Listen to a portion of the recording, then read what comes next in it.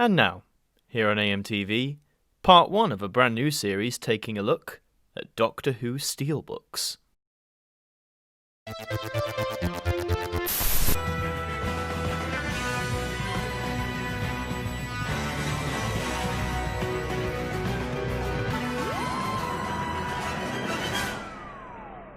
Hi there guys, it's Adam Martyn here, and welcome to the first in this short series looking at my collection of Doctor Who Steelbooks. Now, Steelbooks is a format, they started off on DVD, then they went to Blu-ray. It's something I never really picked up on for quite a while, but then they released these. My favourite show in all these new packets with these new designs, and they look pretty damn cool if you ask me. So I'm going to take you through everything I have, and this first episode is going to be focused on the Russell T Davies era, or the RTD era for short. And that era encompasses of the new show Series 1, Series 2, Series 3, Series 4, and the specials. So I think we shall start with where the revived series began, which was Doctor Who Series 1. Okay, so there we are, Series 1 of the show, and very gorgeous cover. This is all independent artists doing their job here, and we can see it's Christopher Eccleston and Billie Piper on the front. It was new art as well. I really like it. It's sort of emphasizing, the whole "do you want to come with me" thing, and it makes me think of like the Nana jeans in the background as well. It's just really gorgeous cover art, isn't it? And this has the older Doctor Who logo. At this point, this logo is being used for like everything that wasn't the current Doctor Who at the time, which I was always alright with. I never had much of an issue with that. And then look at that artwork on the back. How cool is that? Just going in there, you've got some Daleks, and you've got the TARDIS with the Bad Wolf graffiti on it, which of course is the series arc. It's so mad to think this was 15 years ago, wasn't it? But you've got all the episodes there. So you have Rose, The End of the World. I'll just say Rose, fantastic opener. The End of the World, it gets a lot of hate, but I actually quite enjoy it for what it is. It's a bit of silly fun.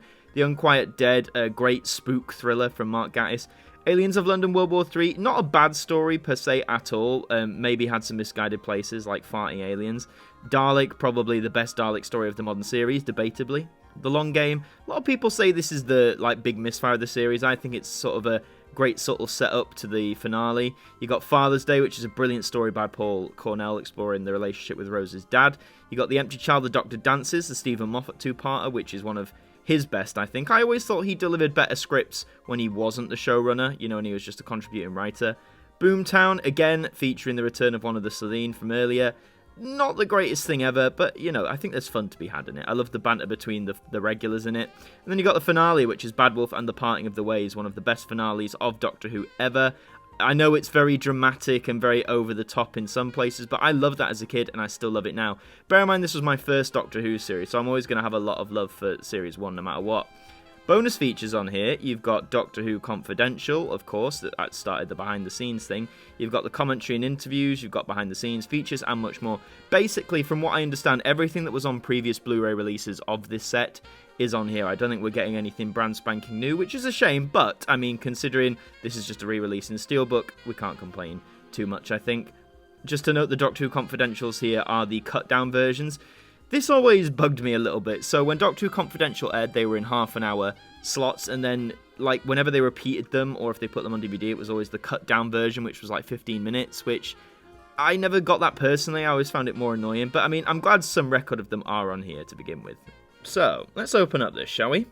So on the inside, there's not a great deal to show off. It's on 3 discs. One has, obviously, Chris Eccleston, one has Billie Piper, and the third has a Slitheen, because why not? The background there behind the disc is Doctor and Rose in the TARDIS. I think you can make out the outlines there. That's all there really is to it on the inside, but let's just look at that gorgeous artwork, man. Really gorgeous stuff.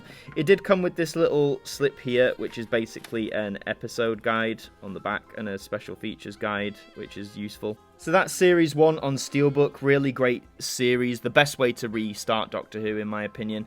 Again, it was my very first Doctor Who series. I've always loved it, and I think I will always continue to love it deep down. It has its flaws, as does every Doctor Who series, but Christopher Eccleston, man, I wish we got more on TV. We've got him in Big Finish next year, and I'm sure that's going to be great. Onwards now to the new Doctor, which is Doctor Who Series 2, where David Tennant takes over as the 10th Doctor, and we've still got Billie Piper as Rose. Looking at this artwork, I do like it. There's some nice colour blends in here. The interpretations of the Doctor and Rose here aren't my favourite per se. I don't know what it is. There's just something about it which is a little off-putting to me, but it's still very striking art nonetheless. So if we shimmy this on over, swivel it around, they're still using the old logo, keep in mind. So starring David Tennant and Billy Piper. This is really cool artwork with the Daleks and the Cybermen here. I really, really do enjoy that. So you've got the Christmas Invasion, which of course was David Tennant's first, the Christmas 2005 special. Like, in retrospect, there are better Christmas specials, but still a lot of fun to be had. New Earth, I always thought this was like a great opener for Series 2. I know a lot of people dog on it, but I didn't understand why. I quite enjoyed it. Tooth and Claw, this is the thing, I never enjoyed this much as a kid. I don't know what it was. In hindsight, I find it more enjoyable now, but even back then I wasn't too enamored. School Reunion, great way to introduce Sarah Jane Smith and K9. I already knew a bit about them because by this point I was delving into classic Doctor Who territory, but I think to reintroduce them to people who didn't know them, it was a great way to do it. You got The Girl in the Fireplace, which is a beautifully written script, really heartwarming and heartbreaking. You've got the two-parter Rise of the Cybermen, The Age of Steel, which is debatably the best Cyberman story of the revival. Just the way they tell it in this parallel world, the other way the Cybermen were created, it's absolutely brilliant. Lots of emotional moments too. The Idiot's Lantern. Now, a lot of people dog on this, the whole wire thing. I mean, it's revolving around like 50s TVs and stuff, so of course, it's like my alley. I don't know. I mean, I had it on DVD as a kid, and I enjoyed it. I don't get the hate around it. You got The Impossible Planet and The Satan Pit. Again, a great two-parter featuring the Devil, or the Beast, as he's known. You've got Love and Monsters. Love and Monsters doesn't deserve all the hate, man. I loved it as a kid, and I still enjoy it now. I don't... Why don't people like it? Let me know in the comments. Fear Her gets an ununiformly bad rap. It's like almost always bottom of like, top Doctor Who list. And again, it's not the greatest story ever, but it deserves better than that, I think. Then you've got the finale, Army of Ghosts and Doomsday, the big the big fight between the Daleks and the Cybermen. I'm sure kids of the 60s were thrilled about this. And it's a great finale. Again, nowadays, some people say it's way too over the top, it's blown out of proportion. I thought it was an absolutely brilliant way to end the series. It was a brilliant way to exit Rose's character, for the time being at least. Honestly, if you haven't seen them, then you've probably had them spoiled at some point, but go and watch them. Absolutely brilliant stuff. The extras is listed the same as Series 1, so confidentials, documentaries, behind the scenes, commentaries, features, etc. So more of the same on there, but let's have a look at what's inside. Okay, so once again you have the little sleeve thing here, which is basically detailing what's on focus. Basically detailing what's on what disc, very useful. And then once more it's on 3 discs. It's not flipped over, they're sort of stacked on each other this time, which is, fair enough. And interestingly, this copy came with this, which is some different art cards, which is really cool. Now, my copy of Series 1 didn't have this, and I don't know if all of the seasons do. We'll have to find out as we go, but a cool little feature nonetheless. And just have a look at that artwork. Again, I really like the colours and the way they're all intertwined here, but there's just something about the two character models that I'm just not a fan of. Now we trundle on to 2007 for Doctor Who the Complete Third Series, starring Martha Jones as companion. And just to note at this point, I will talk about the price of all these, but I'm going to save that until the end. Now, I remember when they announced this set, the cover originally, sort of in the left, had the Master on it as well, who is in this series, but they use an image of the Master from The End of Time, which is not this season, and now there was a big furore about that, and he got removed. So it is just the 10th Doctor and Martha. Again, I love the purple hues. The 10th Doctor looks great. Martha looks great. I wish they sort of shared the box a bit more, and that there was more sort of stuff filling the space. It feels quite empty, but that could have been because they took the Master out, etc. Once more, still using the classic Doctor Who logo. I think this would be the last time they'd do that for one of these sets. So let's spin it around. Starring David Tennant and Freema Agyeman. And there's the Master, the correct Master, if you like. And you got the TARDIS being shaken by the Weeping Angels, because they pop up here too. So the Runaway Bride, the one with Catherine Tate as Donna Noble. Yeah, I prefer this one to the Christmas Invasion, and don't have much more to say on it than that. You got Smith and Jones, great introduction for Martha. I watched this recently, and a nice introduction for the Jadoon race as well. The Shakespeare Code, I haven't watched this one in a very long time. I do remember finding it great fun, and I think we were studying Shakespeare at the time, and my teacher had to point out that, despite what was on Doctor Who, witches were not around back then. You have Gridlock, which has the Macra. I have a lot of love for Gridlock. I think some of the emotional themes explored in it are quite complex and, well, for Doctor Who anyway, and they're quite deep. Daleks in Manhattan, an evolution of the Daleks. Daleks in 30s New York. I liked it. I like the whole Dalek set hybrid. I like the whole atmosphere of it. Yes, there are some really corny moments, like, the song that Tallulah sings and all that, but I enjoy these episodes. I enjoy a lot of Doctor Who. I know it sounds like I love everything. Rest assured there are some stories I enjoy less than others. like the Dominators, but there's a lot of New Who that I just enjoy. The Lazarus Experiment, again, as I've watched it when I'm older, I enjoyed it a lot more than when I was a kid. I think when I was a child, I was a bit like, oh, yeah, that happened, but I really love Lazarus Experiment. 42, Chris Chibnall's contribution to the show. I loved 42. I thought it was quality drama, that whole ticking time thing. And people dog on it now, probably because, he's showrunner, but I thought it was good then, and it's good now. Human Nature and the Family of Blood, one of the best Doctor Who stories ever, and I mean, the polls reflect that too.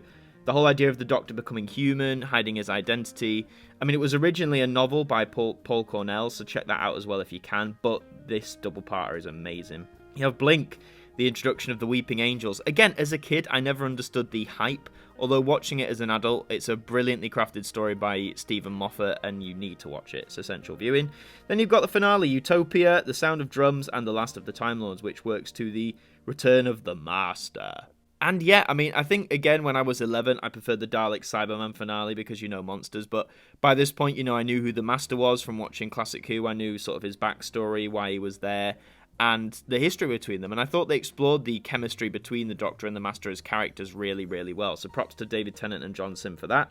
Special features are the same. You got Doctor Who Confidential. You got Music and Monsters, which is seemingly new. Deleted scenes, outtakes, commentary. You've got Freeman's Tour of the TARDIS, video diaries, and more. So lots crammed on here, which is always really nice. But let's open this up and see what it looks like on the inside. Okay, so the inside is pretty much similar to the Series 2 set, where the discs are stacked on each other there. And you've also got the little slip as well, which details what's on each disc. Again, very useful. No art cards with this one, though. I wonder if it was a thing throughout all these sets when they were new, or if it was just, something they did for a certain one. I don't know. You have to let me know in the comments.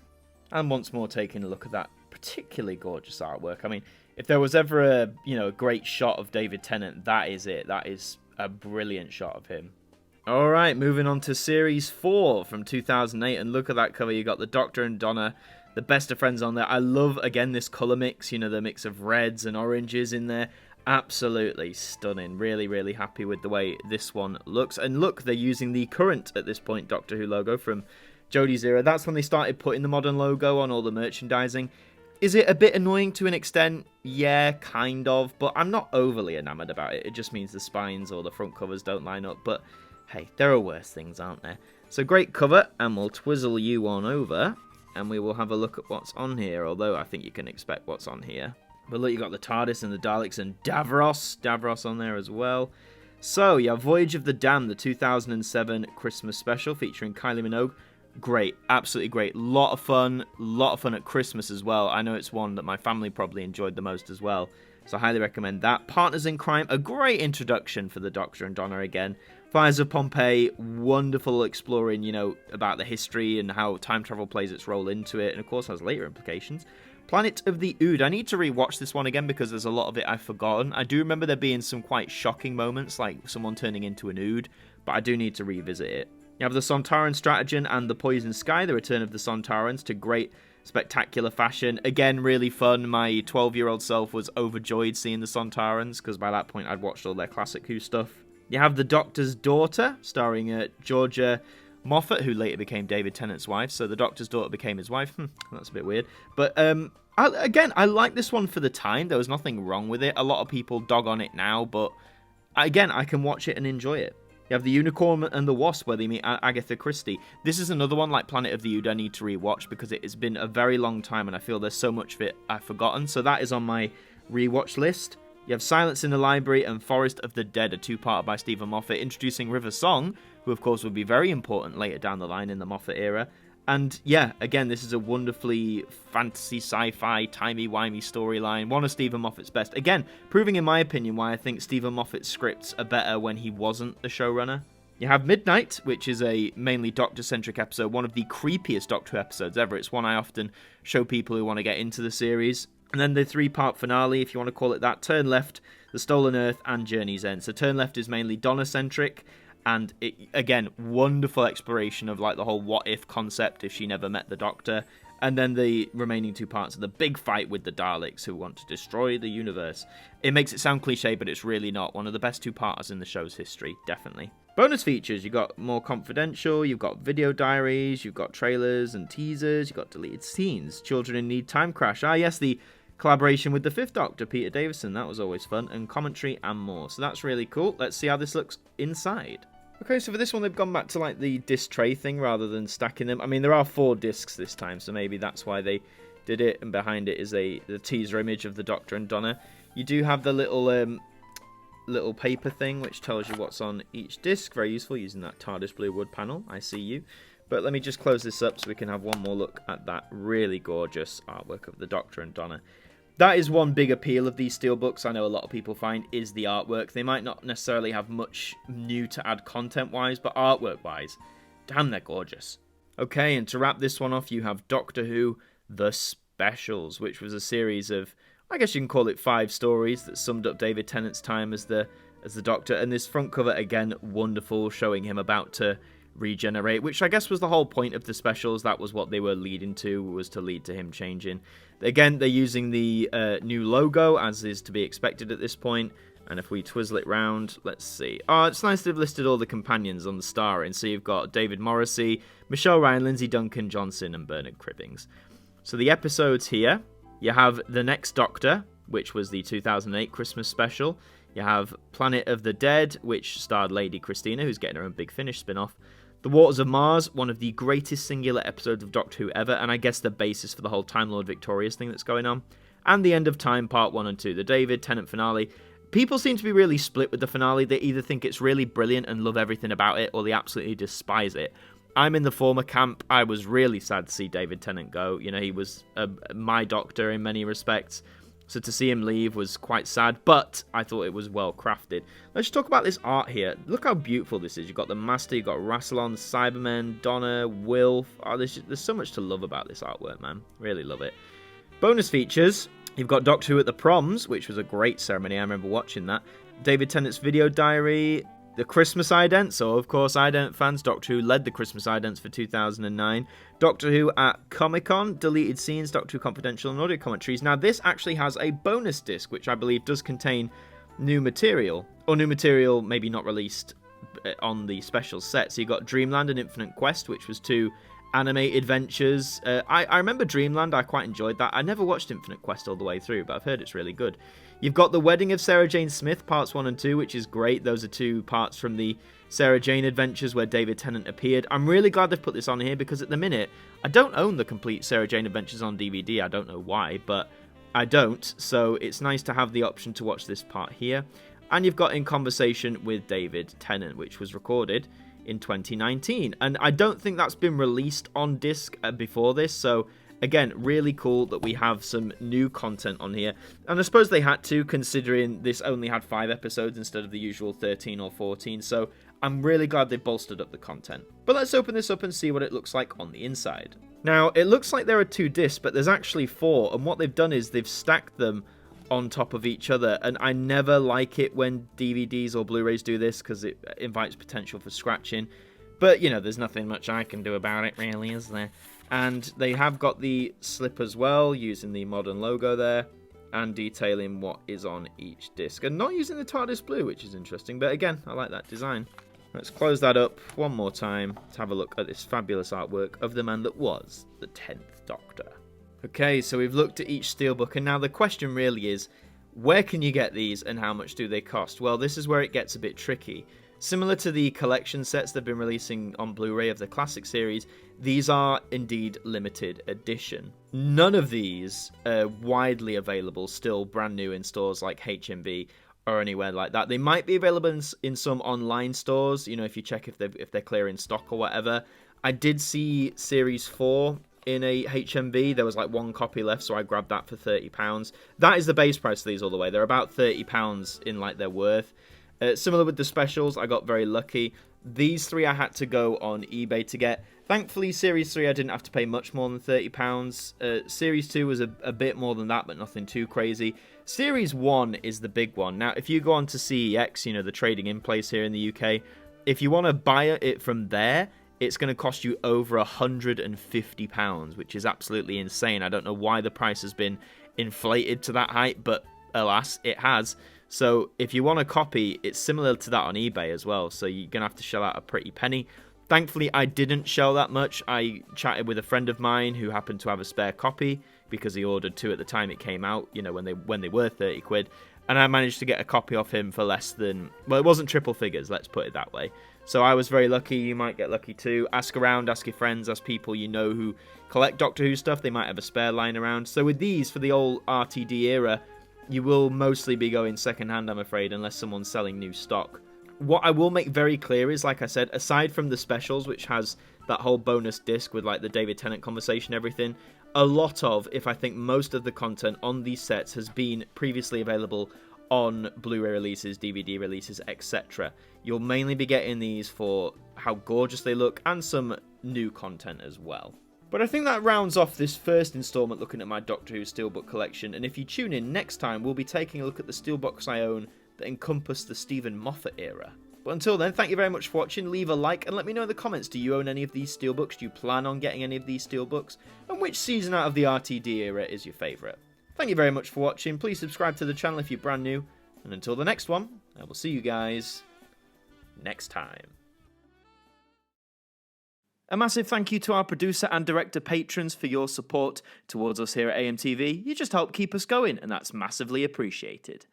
And that does bring us to the end of another evening here on AMTV. We hope you enjoyed the programme. Please do keep supporting the channel with all our festive offerings that we have for you every single day of December. And until you tune in again, we hope to see you next time. Good night.